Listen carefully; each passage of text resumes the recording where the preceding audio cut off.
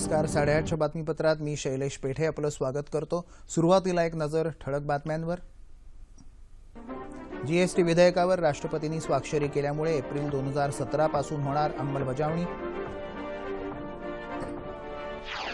दहशतवादाला चिथावणी देणाऱ्या शेजारी देशावर निर्बंध घालणं आता आवश्यकच, पंतप्रधानांचं आसियान परिषदेत निवेदन.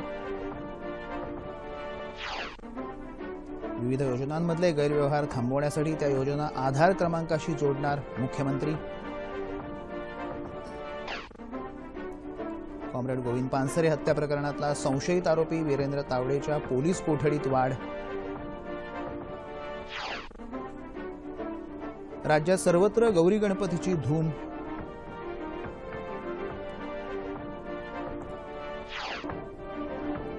आणि दुष्काळग्रस्त मराठवाड्यासाठी गुजरातप्रमाणे वॉटर फीड योजना राबवायला राज्य सरकारची मंजुरी, बबनराव लोणीकर. पाहूया सविस्तर वृत्त. देशाच्या अप्रत्यक्ष करप्रणालीत मोठे फेरबदल सुचवणाऱ्या जीएसटी अर्थात वस्तू आणि सेवा कराच्या घटनादुरुस्ती विधेयकाला राष्ट्रपती प्रणव मुखर्जी यांनी मान्यता दिली. त्यामुळे वस्तू आणि सेवा कराच्या अंमलबजावणीचा मार्ग मोकळा झाला आहे. 1 एप्रिल 2017 पासून जीएसटी देशभरात लागू करण्याचा केंद्र सरकारचा निर्धार आहे. सध्या आकारण्यात येणारा मूल्यवर्धित कर, सेवा कर, सीमा शुल्क, जकात, केंद्रीय विक्री कर, अबकारी कर यासारख्या केंद्र आणि राज्य सरकारच्या करांची जागा आता जीएसटी घेणार आहे. संसदेच्या नुकत्याच झालेल्या पावसाळी अधिवेशनात वस्तू आणि सेवा कर विधेयक संमत झाल्यानंतर देशातल्या 17 राज्यांनीही या विधेयकाच्या ठरावाला मान्यता दिली. राष्ट्रपतींनी या विधेयकावर स्वाक्षरी केल्यानं आता प्रस्तावित कराचा दर अधिभार आणि इतर काही मुद्दे निश्चित करण्यासाठी जीएसटी समिती स्थापन केली जाणार आहे. केंद्रीय वित्तमंत्री अरुण जेटली यांच्या अध्यक्षतेखालील या समितीत सर्व राज्यांच्या वित्तमंत्र्यांचाही समावेश असणार आहे. खुल्या विचारसरणीच्या समाजासमोर दहशतवाद हे मोठं आव्हान आहे असं सांगून पंतप्रधान नरेंद्र मोदी यांनी पाकिस्तानवर अप्रत्यक्षपणे हल्ला चढवला. लाओपिडियार इथं झालेल्या 11व्या ईस्ट आशिया परिषदेत ते बोलत होते. भारताचा शेजारील देश दहशतवादाला चिथावणी देऊन सर्वत्र दहशतवाद पसरवत आहे. त्यामुळे आता त्याच्यावर निर्बंध घालण्याची वेळ आली आहे असंही पंतप्रधान म्हणाले. त्याआधी पंतप्रधानांनी 14व्या आसियान शिखर परिषदेत उपस्थितांसमोर भाषण केलं. हिंसाचार, वाढता कट्टरतावाद समाजाला घातक असल्याचं मत त्यांनी यावेळी व्यक्त केलं. पंतप्रधानांनी आपल्या भाषणात आर्थिक सांस्कृतिक घडामोडींच्या देवाणघेवाणीवर विशेष भर दिला. भारत आसियान कोशात $50 दशलक्ष वाढ करण्याचा प्रस्तावही त्यांनी मांडला. केंद्र सरकारनं जाहीर केलेल्या स्वच्छता सर्वेक्षणाच्या यादीत सिक्कीम राज्य प्रथम स्थानावर आहे, तर झारखंड राज्य हे सर्वात खालच्या स्थानावर आहे. 26 राज्यांच्या ग्रामीण क्षेत्रातल्या स्वच्छतेसंदर्भात केंद्रानं काल यादी जाहीर केली. सिक्कीम पाठोपाठ हिमाचल प्रदेश, केरळ, मिझोराम, नागालँड, हरियाणा, पंजाब, उत्तराखंड, मणिपूर आणि मेघालय यांचा पहिल्या 10 स्थानात समावेश आहे. तर महाराष्ट्रातला सिंधुदुर्ग जिल्हा हा स्वच्छ जिल्ह्यांमध्ये प्रथम स्थानावर आहे. सरकार आणि प्रशासनानं एकत्रितरित्या चांगलं काम केलं तर सामाजिक आणि आर्थिक परिवर्तन वेगानं घडवून आणणं शक्य आहे असं मुख्यमंत्री देवेंद्र फडणवीस यांनी म्हटलं आहे. नाशिक विभागातल्या विविध योजनांच्या अंमलबजावणीचा आढावा मुख्यमंत्र्यांनी घेतला. त्यावेळी ते बोलत होते. जनतेचं भाग्य बदलण्याची शक्ती राज्यघटनेनं प्रशासनाला दिली आहे. त्याचा सकारात्मक उपयोग करून अधिकाऱ्यांनी जनतेची कामं वेळेवर करण्याचा प्रयत्न करावा असं आवाहनही त्यांनी केलं. शेततळे योजनेत येणाऱ्या अडचणी दूर करण्यासाठी प्रक्रिया सुलभ करणं गरजेचं आहे असंही ते म्हणाले. राज्यातली 6000 गावं हागणदारीमुक्त झाली असून स्वच्छ भारत अभियानात महाराष्ट्र देशात पहिल्या क्रमांकावर आहे असंही मुख्यमंत्र्यांनी सांगितलं. विशेष सहाय्य योजनेअंतर्गत विविध योजनांमध्ये पारदर्शकता राहावी आणि कोणताही गैरव्यवहार होऊ नये यासाठी या योजना आधार क्रमांकाशी जोडण्याचे निर्देश त्यांनी संबंधितांना दिले. 2019 पर्यंत राज्यातल्या अनुसूचित जाती जमातीतल्या प्रत्येक लाभार्थ्याला 100% घरकुल देण्याचं सरकारचं उद्दिष्ट असल्याचंही मुख्यमंत्र्यांनी यावेळी स्पष्ट केलं. कॉम्रेड गोविंद पानसरे हत्या प्रकरणात अटक करण्यात आलेला संशयित आरोपी वीरेंद्र तावडेची पोलीस कोठडी 16 सप्टेंबरपर्यंत वाढवण्यात आली आहे.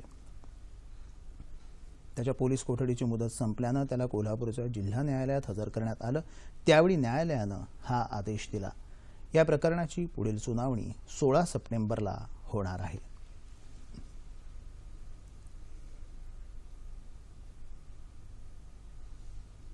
गणपती बाप्पांच्या पाठोपाठ माहेरवाशिणी असलेल्या गौरीचं काल राज्यात सर्वत्र आगमन झालं. भाद्रपद शुद्ध पक्षातल्या सप्तमीला ज्येष्ठा आणि कनिष्ठा गौरीची स्थापना केली जाते. मांगल्याचं प्रतीक समजल्या जाणाऱ्या गौरींना आज पंचपक्वान्नांचा नैवेद्य दाखवला जातो. घरोघरी महालक्ष्मी पूजन आणि हळदी कुंकवाचा कार्यक्रमही मोठ्या थाटामाटात केला जातो.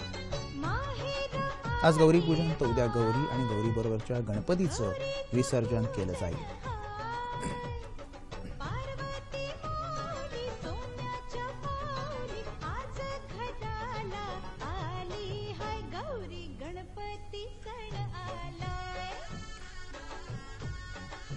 गौरी गणपती सण आलाय, गौरी पूजन हाय, महिमा वर्णावा काय, गणपती देवा सुखाचा ठेवा, आनंदी वर्षाव हाय.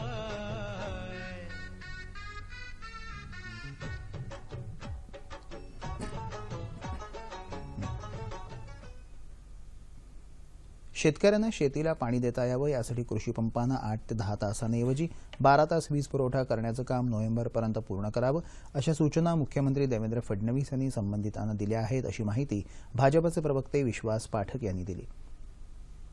मुंबईत भाजपा कार्यालयात आयोजित पत्रकार परिषदेत ते बोलत होते.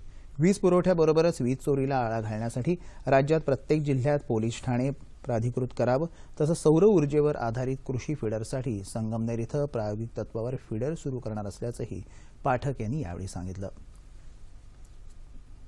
दुष्काळग्रस्त मराठवाड्यासाठी गुजरातप्रमाणे वॉटर ग्रीड योजना राबवायला राज्य मंत्रिमंडळानं मान्यता दिल्याचं पाणीपुरवठा आणि स्वच्छता मंत्री बबनराव लोणीकर यांनी सांगितलं. ते औरंगाबाद इथं पत्रकार परिषदेत बोलत होते. मराठवाड्यातला पाण्याचा प्रश्न कायमस्वरूपी सोडवण्यासाठी 15,000 कोटी रुपयांची ही योजना 8ही जिल्ह्यात 2 टप्प्यात पूर्ण केली जाईल. त्यापैकी पहिल्या टप्प्यात 40% तर दुसऱ्या टप्प्यात 60% गावं जोडली जाणार असल्याचंही त्यांनी सांगितलं.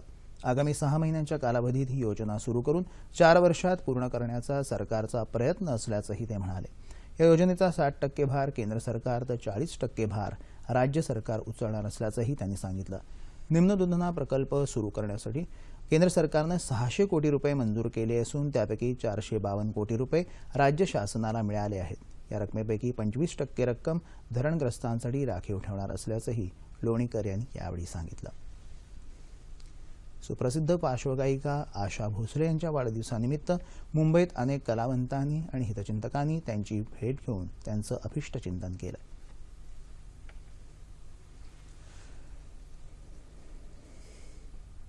जो दिन आता है जन्मदिन है और उसमें नया नया करने की कोशिश करूँ, अपने आप को ठीक रखो, तबीयत को ठीक रखना चाहिए, अच्छा काम करना चाहिए, वही जन्मदिन कोई खास चलता है जो मुझे कुछ ऐसा नहीं लगता है. मुझे लगता है कि हर दिन करना चाहिए. तो मैं उस महान कलाकार को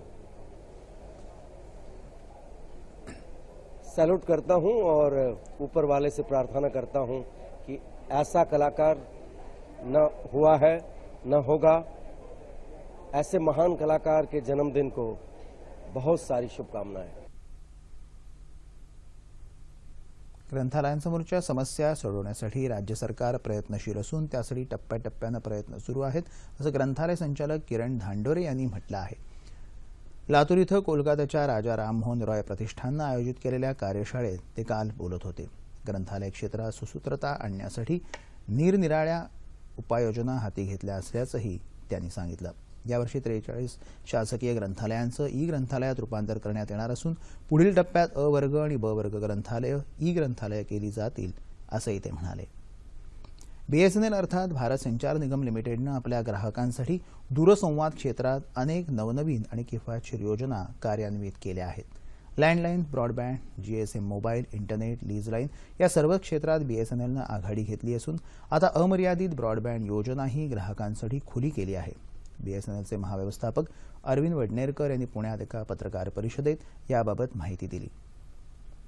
बीएसएनएलच्या मासिक 1,099 रुपयांच्या प्लॅनमध्ये अमर्यादित डेटा आणि 4Gचं स्पीड ग्राहकांना मिळू शकेल, तर बीबीजी कॉम्बो प्लॅन अंतर्गत 1,199 रुपयांमध्ये वर्षाचे 365 दिवस 24 तास मोफत कॉल आणि 2 Mbps स्पीडचा लाभ मिळणार आहे. रिलायन्सनं नुकत्याच जाहीर केलेल्या जिओपेक्षा बीएसएनएलच्या सर्व सेवा स्वस्त आहेत, असंही वडनेरकर यांनी यावेळी सांगितलं. अमरावती जिल्ह्यातल्या वायगाव इथं उजव्या सोंडेची असलेली गणेश मूर्ती ही रिद्धी सिद्धी विनायक म्हणून प्रसिद्ध आहे. ही मूर्ती संगमरवराची असून महाराष्ट्रातली उजव्या सोंडेची ही दुसरी गणेश मूर्ती असल्यानं या मूर्तीला विदर्भात एक विशेष स्थान आहे. 16व्या शतकात थोरले बाजीराव पेशवे यांच्या अमरावती मुक्कामादरम्यान वायगावला एका विहिरीच्या खोदकामादरम्यान ही गणपतीची मूर्ती सापडली असल्याची कथा काही जाणकार सांगतात.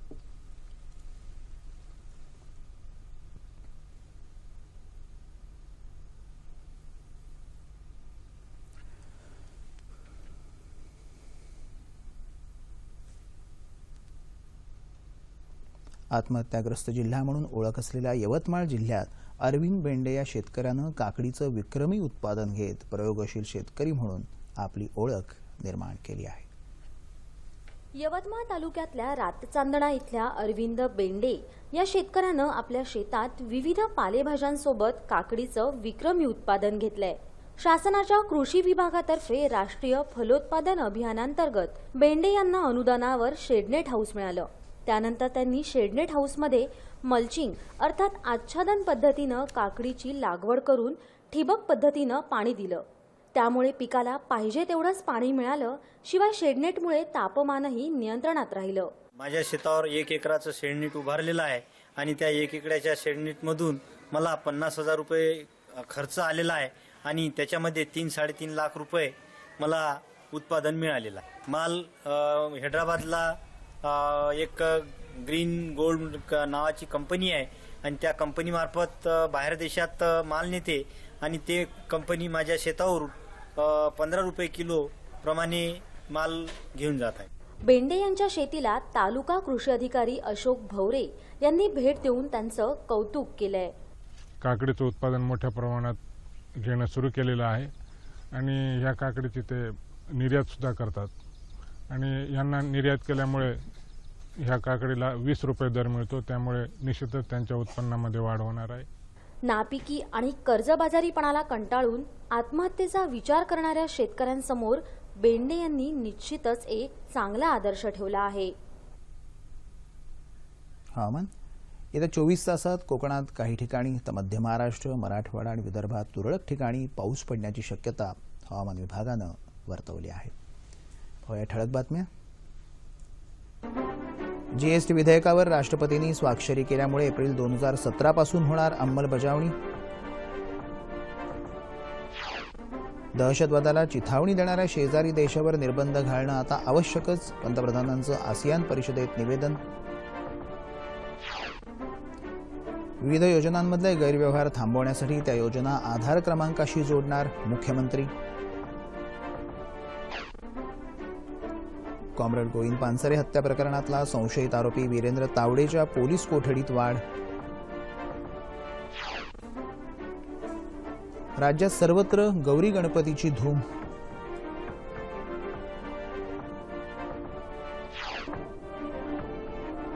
आणि दुष्काळग्रस्त मराठवाड्यासाठी गुजरातप्रमाणे वॉटरफीड योजना राबवायला राज्य सरकारची मंजुरी, बबनराव लोणीकर.